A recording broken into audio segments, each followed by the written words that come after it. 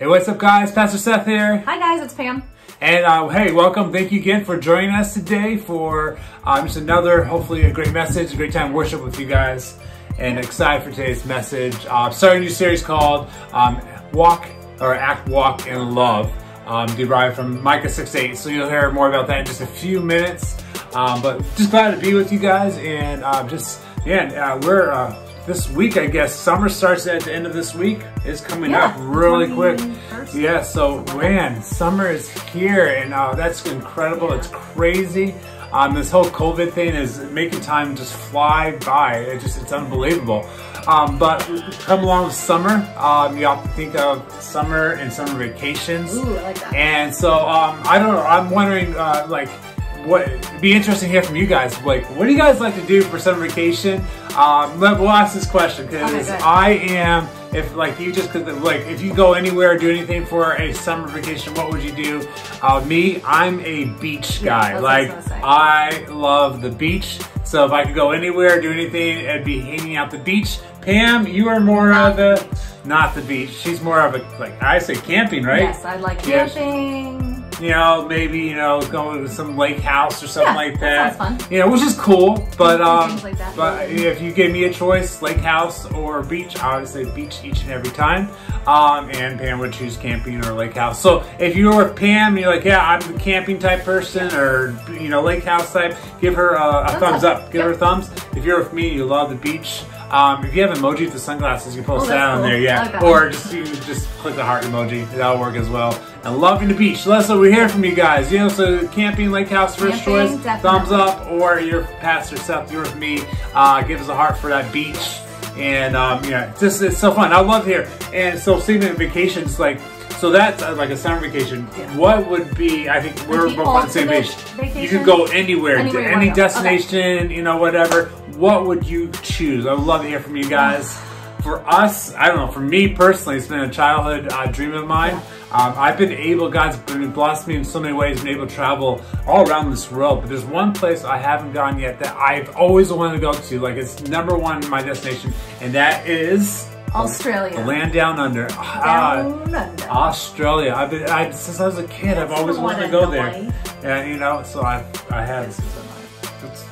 So I want to go to Australia so much. Yes. So that's actually in our future plans as we're planning a few years from now.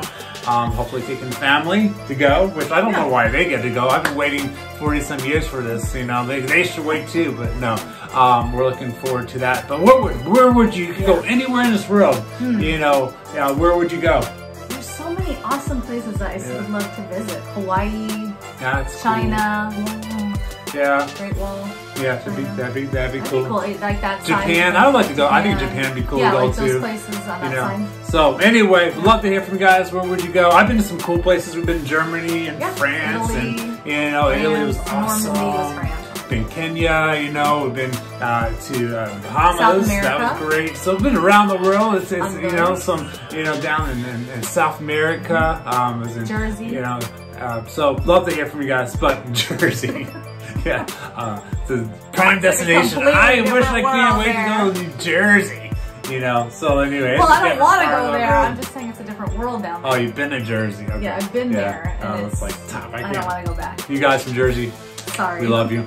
All right. Hey, in a few moments, we're actually going to be worshiping together. And so there's this really cool song that we're going to introduce you today. It's called Song of Praise.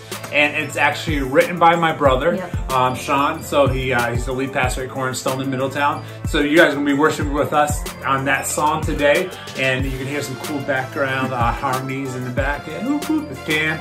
And so, we recorded a song a few years ago. Years ago. It was quite, before kids actually. So cool. 15 years ago. Yeah, it's a while ago. But we're bringing songs fresh to you guys and bringing it back. So a great song to worship with you guys. And looking forward to just hanging out with you and worship with you. Don't forget, right after this message at 10 o'clock, we got Three Kids Live. Yeah, 3 Kids so Live. join us for that. And then next week is Father's Day. And so we got a message working on that for you guys. Man, this time is going so quick. And don't forget, on Saturday evenings at 5:30, we're meeting in a parking lot at our 445 Broadway location for a time of prayer and praise. And so, hey guys, get ready to worship with us and listen to this song, listen to the words, Song of Praise. No matter what's going on in your life, we can lift up a voice of praise to Jesus. All right, love you guys. We'll see you in a few. God bless.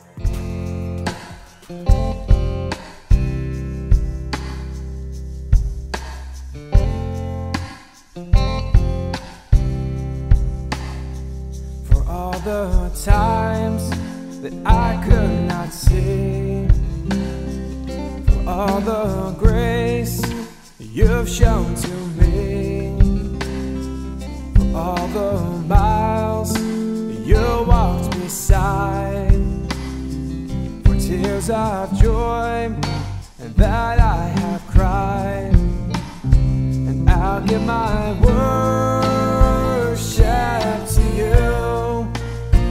I'll sing the praise that you are due, and I'll give my worship to you. A song of praise, my voice will raise to sing to you. When troubled times and have left me cold, you took my hand and gave me are the light inside my soul. You saved my life and made me whole, and I'll give my worship to you, and I'll sing the praise that you are due, and I'll give my worship to you. A song of praise, my voice will raise to sing to you. And in the still, small voice I will hear, you call to me, and that you are near. A song of praise to you I will sing. A heart like yours is what I'm longing. I'll give my worship to you. I'll sing the praise that you are due, and I'll give my worship to you. A song of praise, my voice will raise to sing to you. A song of praise, this voice will raise to sing to you.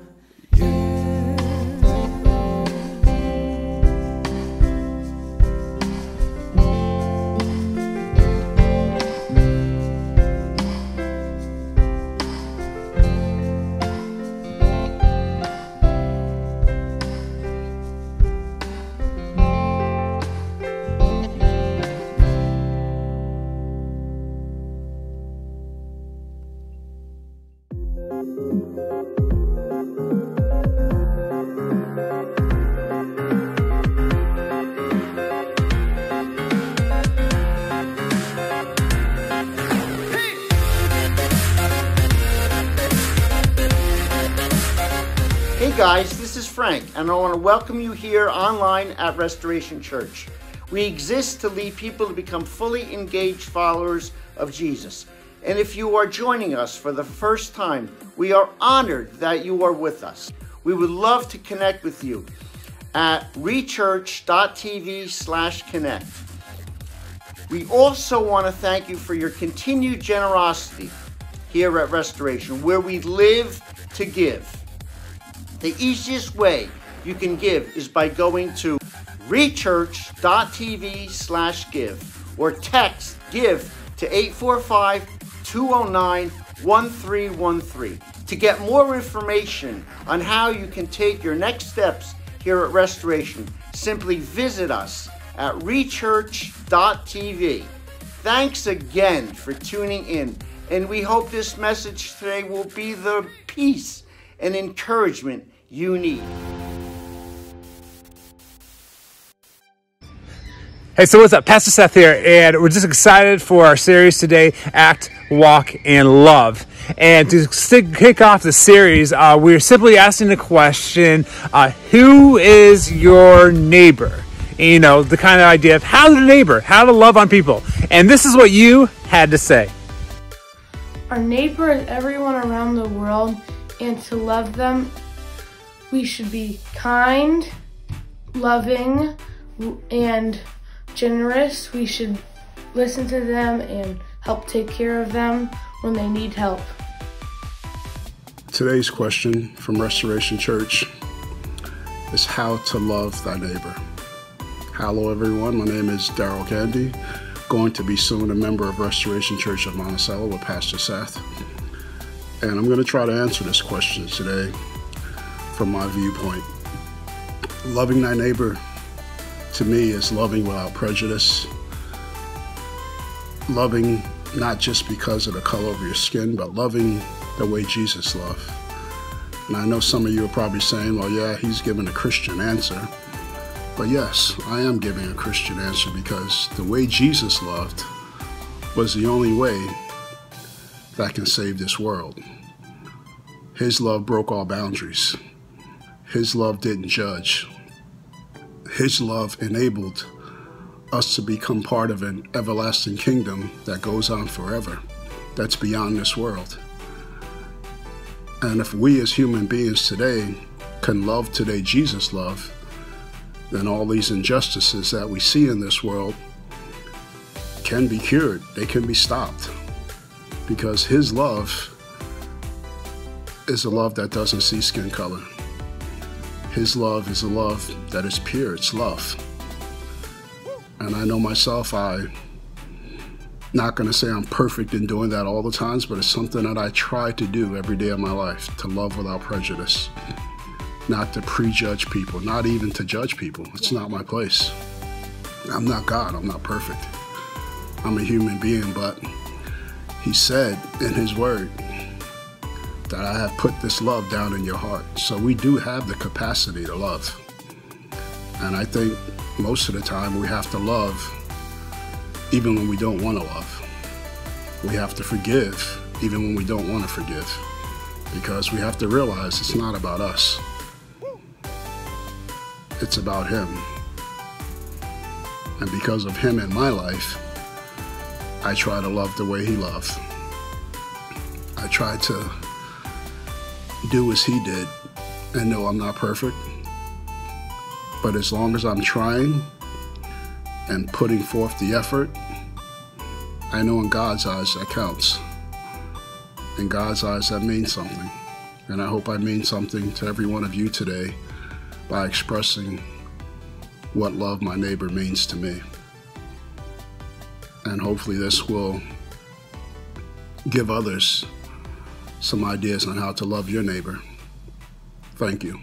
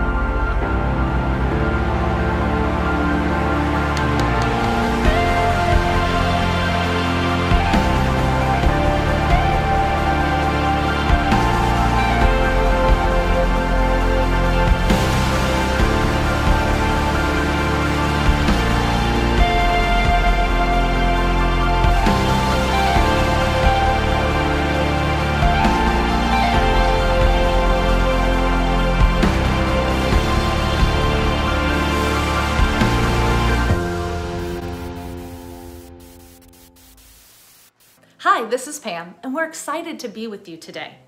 We are kicking off a new series today called Act, Love, Walk. This series is based off Micah 6:8, which tells us, "He has shown you, O mortal, what is good, and what does the Lord require of you? To act justly and to love mercy and to walk humbly with your God." God is saying that as Christians, followers of Jesus, we need to act justly and to love mercy and to walk humbly with your God. In the next few moments, Pastor Seth is going to be sharing with you his message called Cross the Street, How to Love Your Neighbors. So no matter what situation or circumstance you may be dealing with today, we hope you will be encouraged and challenged to act, love, and walk in a way that is pleasing and honoring to God.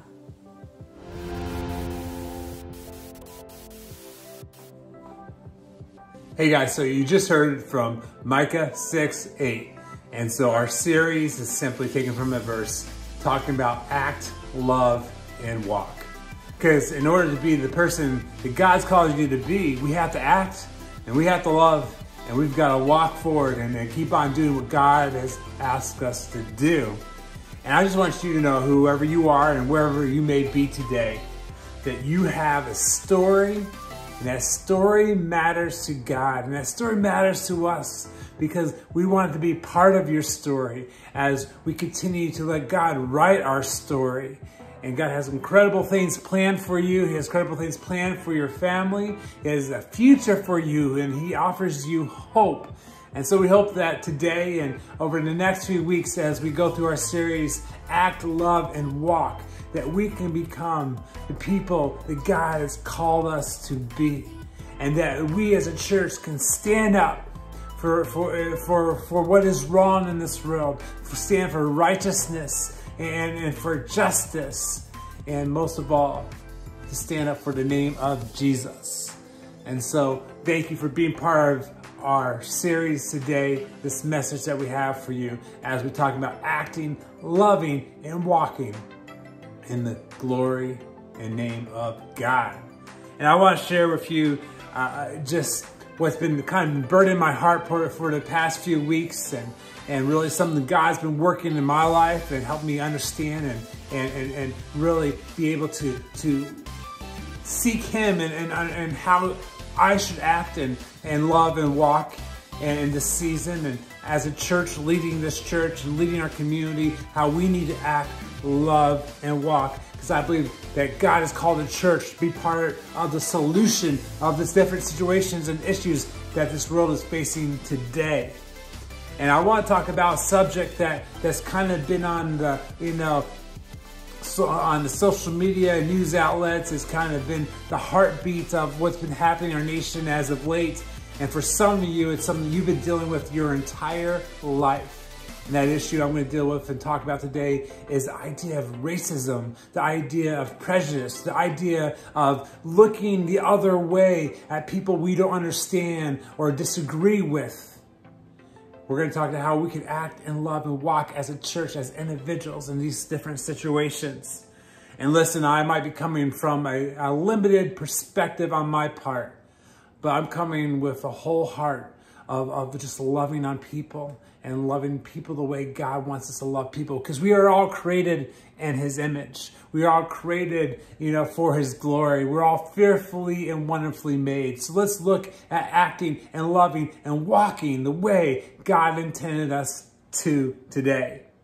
So I want to look at a situation, at a story in the scriptures that you may be familiar with. And we're going to take a look at it and hopefully have a different perspective of the story today.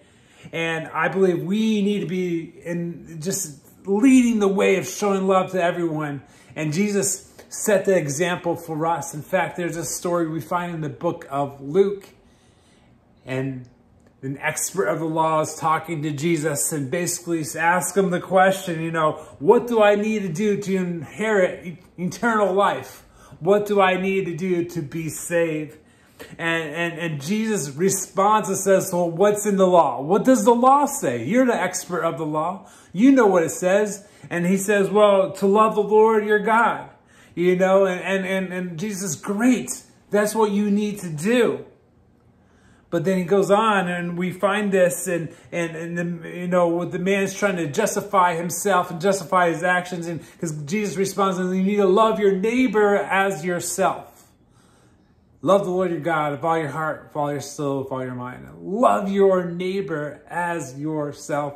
And so we find here in Luke chapter 10, verse 29, an expert of law, is trying to justify and his actions and his thought process.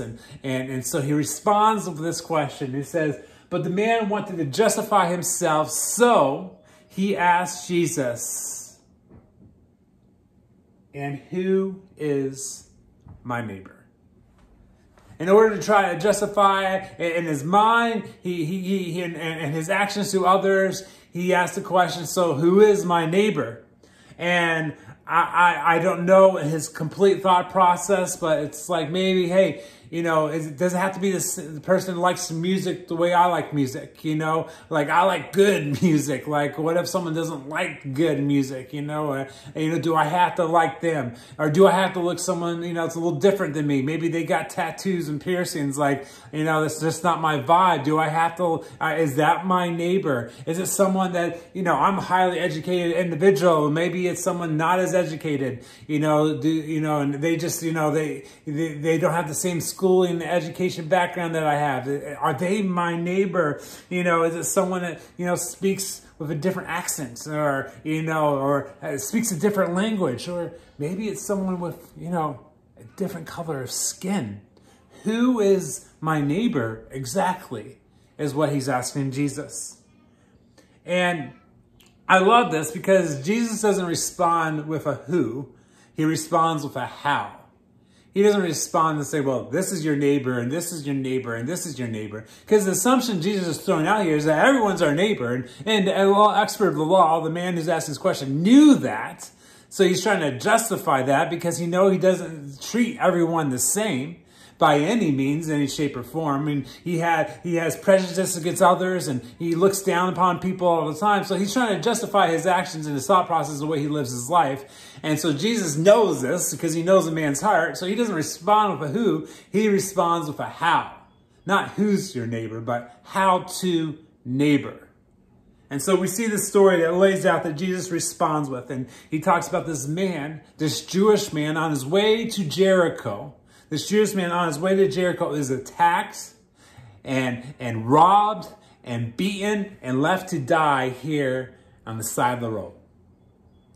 He starts off the story with that scenario. Jewish man, attacked, robbed, beaten, left to die.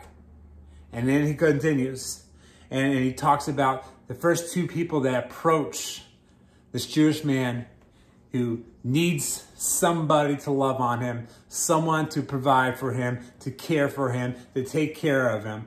And the first person on the scene Jesus talks about is a priest.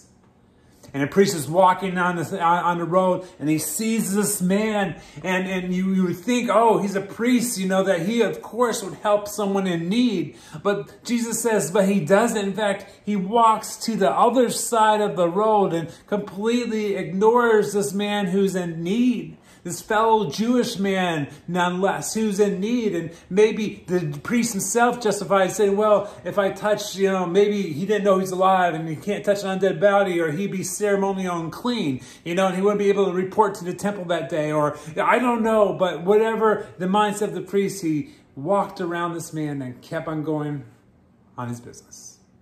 Then Jesus says, and then the next man on the scene is another Jewish man, a Levite. And the Levite comes by and does the same thing. Pretends like he doesn't even see the guy and keeps on walking along. And here's this man in need, and no one's coming to his aid. No one's coming to his rescue. The first two people that walk by just ignore the situation completely. And then Jesus continues, and this is what kind of ruffles the feathers of everyone's listening to this story that day. And an expert of the law, and all these people are kind of like tuned in. They're sitting on the edge of the seat, getting in close there because Jesus has drawn their interests. And so then he responds, and the next three words would throw everyone for a loop, like make people's jaws just drop in shock and awe of what he's about to say. And we continue reading in Luke chapter 10, verse 33. And Jesus responded, he said, but a Samaritan, those three words, but a Samaritan. They're like, oh, a Samaritan?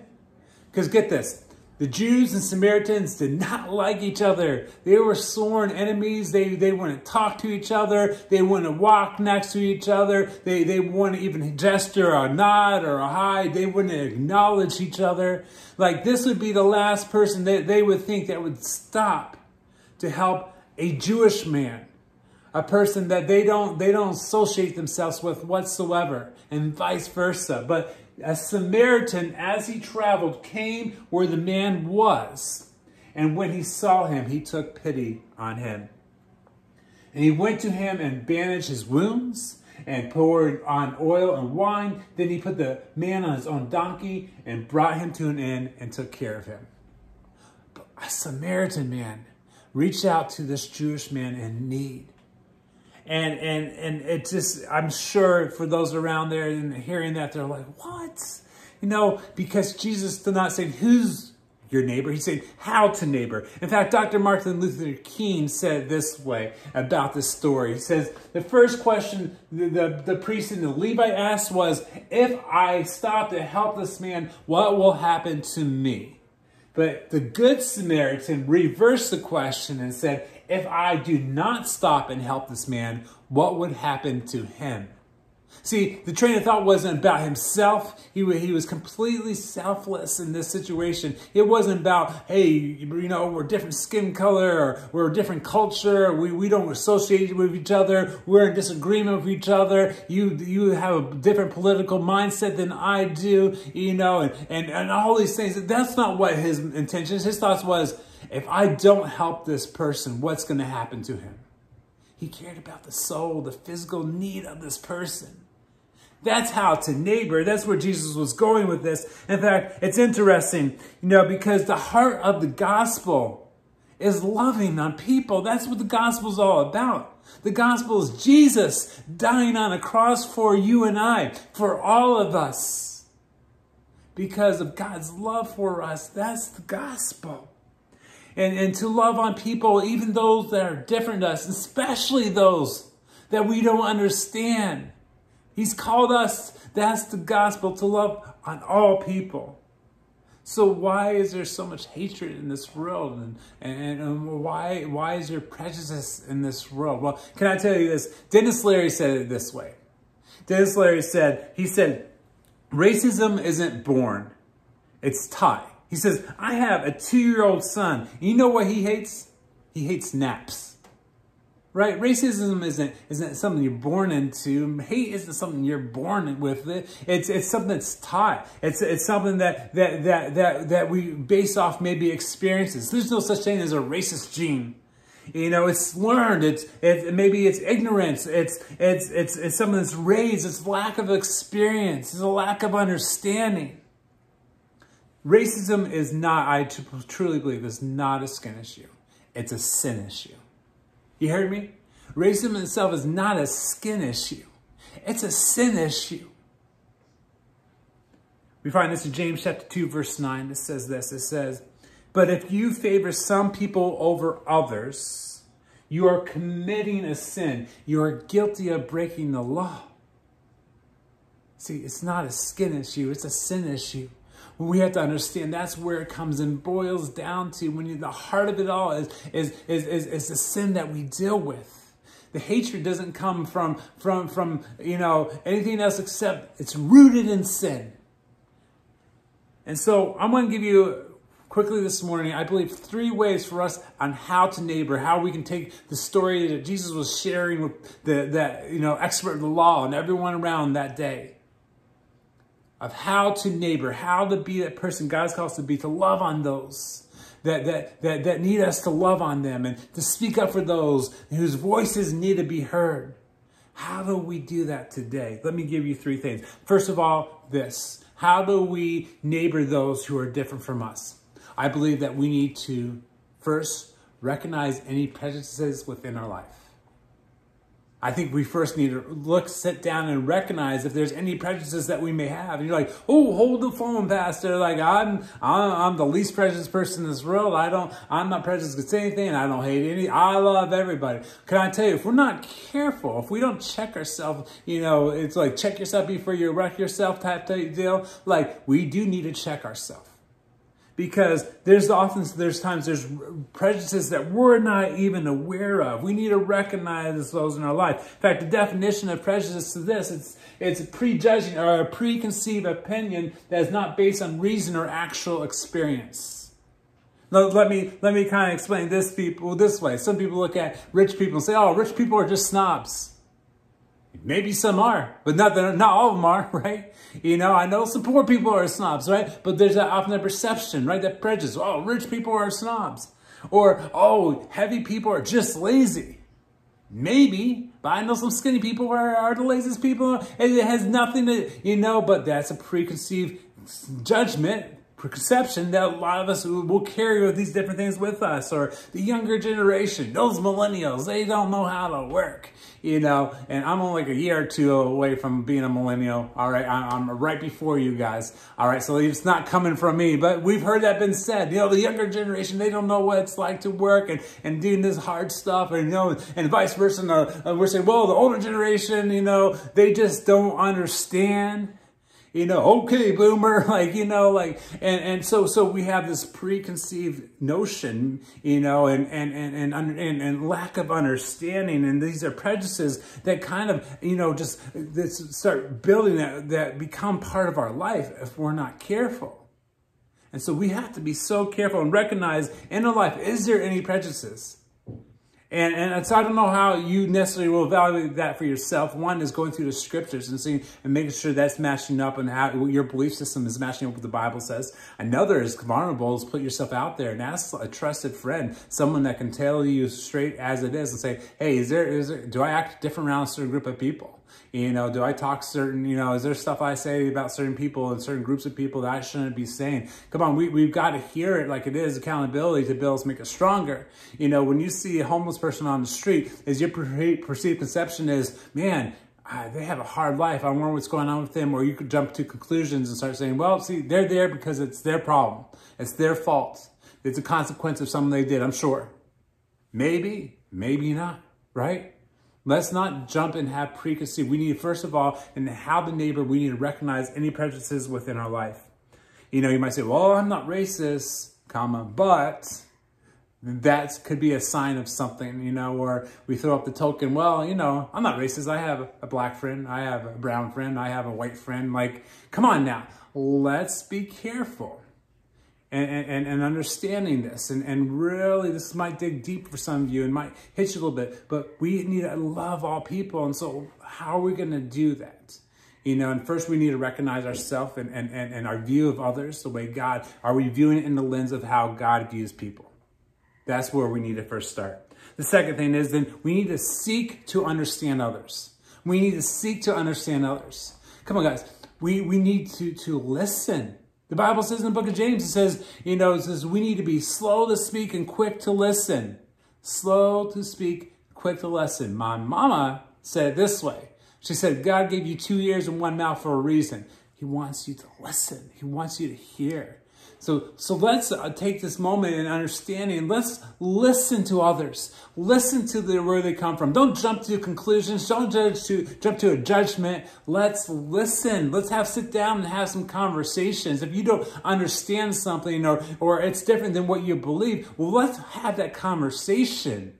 You know, let's start some dialogue with others and truly seek to understand and listen to the background and listen to where they're coming from. Seek to understand others. Ask some questions. Ask some tough questions. Get uncomfortable. That's okay. Jesus was putting himself out there all the time.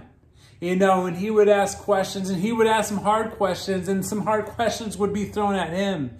And he didn't, you know, push off the question or brush it off and say, oh, no big deal, don't worry about it. He always answers. So let's have some dialogue. Let's seek to ask some questions. Let's seek to understand others. And on that, then the third thing from this, and then we're going to kind of sit on this. This is where we're kind of put our last bit of focus today on this is love those different from you. Love those different from you. You know, it's easy to love those that you understand. It's easy to love those that, you know, you guys are kind of on the same level. You know, that's kind of how often we have friends, right? You know, and our friend circles tend to be people that we kind of have something in common. You know, maybe it's you work at the same place, you have share the same hobbies, you know, you go to church together, you know, whatever, right? So we kind of get along with people we know, you know, and that we kind of have things in common. But even in those groups, there's things that we disagree on. You know, you might be a Mets fan and I'm a Yankee fan, and, you know, and so I pity you, but we can get along together, right? And, you know, I'm a New York Giants fan, so you might be like a Dallas Cowboy fan. I don't understand. But anyway, right? You know, but we can still get along. And those are small things, right? Small potatoes compared to the big things that this world's dealing with today. But see, the idea behind it is there's going to be things that we differ in.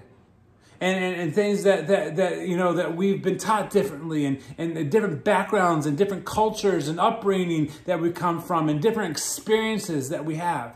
But God's called us and says, love those who are different than you. Being able to be like that Samaritan man walking down, and he recognized that there was a need, and he crossed the street. He went out of his way to help this man in need. Someone that they were sworn enemies, and they had their prejudices against each other, and they didn't like each other. But when he saw this man in need, he stopped to help him out. So let's learn to love those who are different from you. I want to share this story. It happened back in 1996, and we find that there's this rally taking place in Michigan, and there was just this big group of KKK members, and so there's this big rally taking place, and police came, and they separated the KKK members, the rest from the protesters. Well, one KKK member got infiltrated the group of protesters, and someone recognized that he was one of the guys from the KKK and shouted out, "Kill the Nazi!" And what happened is the crowd just came on and attacked this man and started beating him and started kicking him. And what we find happened in the story is so interesting. There was this 18-year-old African-American girl named Keisha Thomas, and she threw her body on top of this man so the crowd would stop beating him. She sacrificed, in a sense, you know, the opportunity to put herself out there, potentially getting hurt herself, on top of this person who hated her because of her skin color.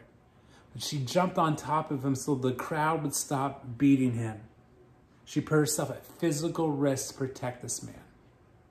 And so she was asked, why would you do such a thing to someone who calls you names, and someone who, if they had an opportunity, they would probably try to do something to you? Why would you protect this person? And she said, well, this is why. This is why. She said, as a believer of Jesus, a believer in Christ, she says, as an individual, I know what it's like to be hurt. The many times it's happened to myself. And I wish someone would have stood up for me. She said, I know what it's like to be hurt. I know what it's like to be, you know, in the situation that he was. And I wish someone stood up for me. So I had the opportunity to stand up for him. She crossed the street. She went out of her way to protect someone different from her. She goes on and says that she tries to do something, you know, to break down racial stereotypes every day. No grand gestures, but she says that she thinks small, regular acts of kindness are more important. She says it's the biggest thing you can do. The biggest thing that you can do is just be kind to another human being. Says it comes down to eye contact or a smile.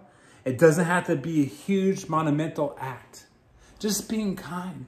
That's what God asks us to do. What Jesus is saying, you know, he doesn't say, who's your neighbor? He says, how's the neighbor? Seek to help others. Seek to be kind. Seek to be loving. Seek to be understanding. Seek to have some conversations. Give a smile. Small gestures go such a long way of us breaking the disunity in this world, because that's what the enemy's trying to do, guys. If you don't understand, this is a sin thing. The enemy is seeking to destroy, to devour, to kill. He's trying to separate marriages and separate families and separate churches and separate our country and separate people groups. He's doing everything he can to make us disunified. But we're all made in God's image. We're made for his glory. And so come on, it starts from us taking the small acts of kindness and serving those and seeking to understand those who are different from us and taking the time to have a conversation and truly listen and truly to love on someone that we might not understand or we might not necessarily agree with. But that's what God has called us to do. See, racism isn't just the presence of hatred. It's the absence of love. And we find this in Galatians 3:28. It says this. It says, there is neither Jew nor Gentile, neither slave nor free, nor is there male and female, for you are all one in Christ Jesus. Did you hear what I said just a second ago? Racism isn't just the presence of hatred. It's the absence of love. And God says that we are all one in Christ Jesus. And when we come to know Jesus, we're all his children. We're all his sons and daughters. And can I tell you that God loves, he loves Asian Americans and African American and Latin Americans and Native Americans and even Americans who have cats. God bless your soul, But not to make light of the situation is God loves us all.